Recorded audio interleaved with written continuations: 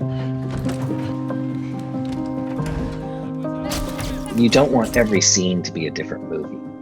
And sometimes, especially newer filmmakers, there's a lot of look ma, I'm directing. And so they're just trying to come up with the most flashy, and it has nothing to do with what's happening. I really became fascinated with making things simpler. How can you do this scene really simply? How can you make this much simpler? What drew you to the story in the first place? Well, the novel's fantastic, and it's a real page-turner, and it almost reads like a thriller in many ways. She's such a fascinating character, and even if you don't know a whit about chess, you can't put the book down. And for some reason, when I read it, bizarrely, I thought it was cinematic. Even though it was about chess, it just felt like a movie to me, and I could see it. And I could see her. And so it sort of became mine in a way, because I'd always been fascinated since my very first script, Little Man Tate, with sort of the cost of genius. And this felt like the ultimate expression of that theme. How does a project like this take decades to make?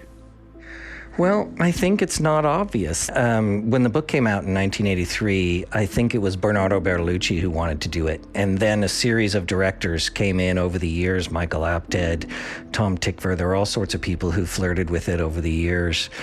Heath Ledger was going to do it as his directorial debut before he died. And so it's been around, and I think everybody faced the same battle, which is when you reduce the novel to a screenplay, just an hour and a half, 2-hour movie, it really becomes a sports movie, period.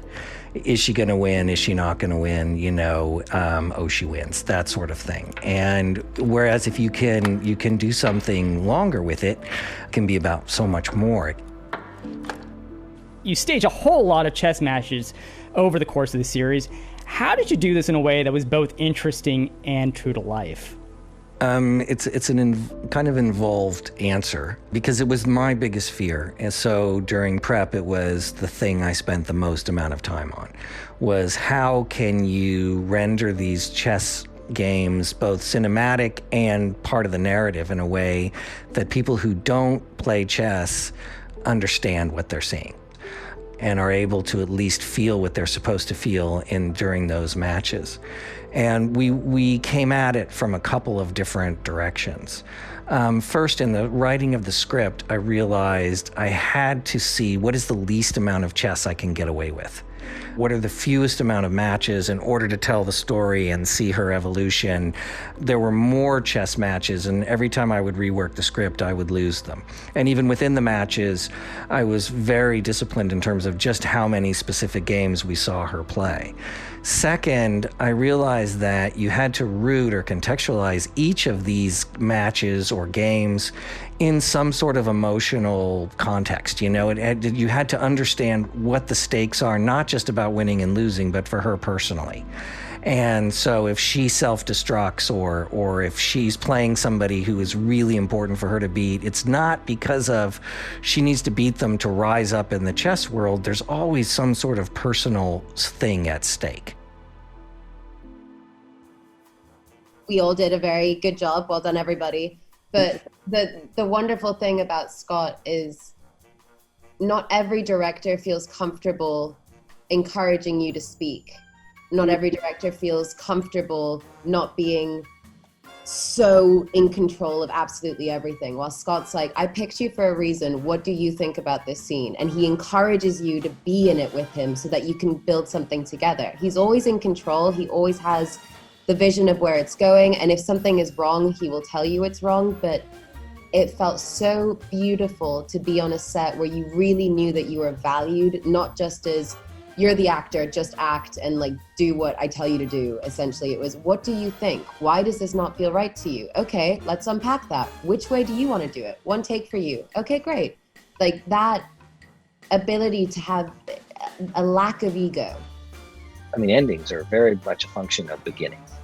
And too often we're in a hurry in the beginning so that there's nothing to surprise us at the end. We cut everything out, and because of studios or because of test screenings, which are killer on the first act of movies, because, you know, they ask an audience, you know, was there any part of the movie that was slow?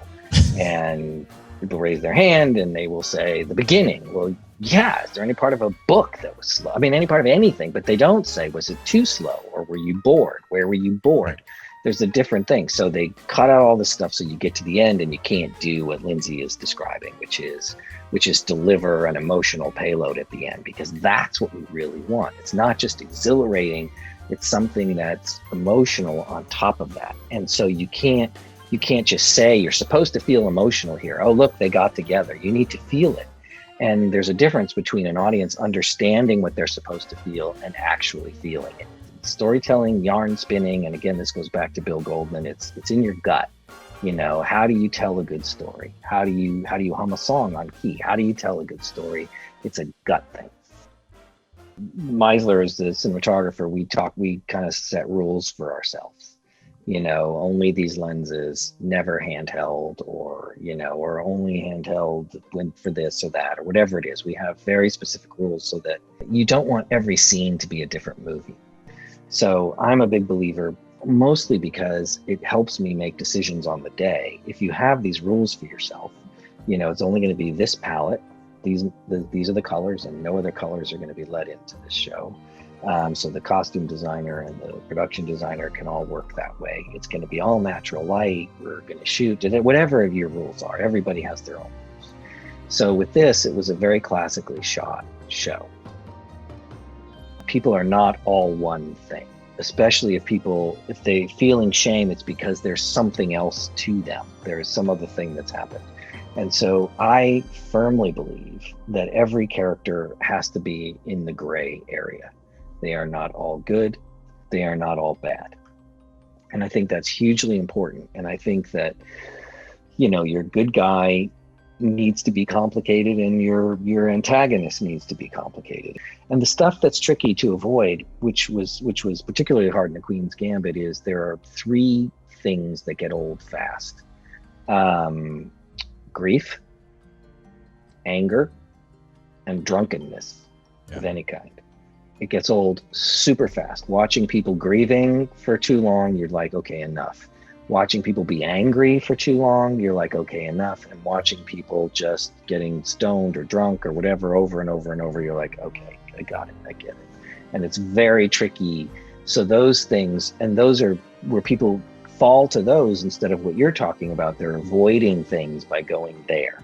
Right. And usually the anger is fake. You know, it's built off of some fake conflict or something, or they're just mad all the time or whatever it is. And so if you have real characters, then there can be real conflict. You're not just saying people are not behaving because the script said so. So again, stuff like shame, guilt, other feelings, remorse, regret, that grows out of people who are more complicated.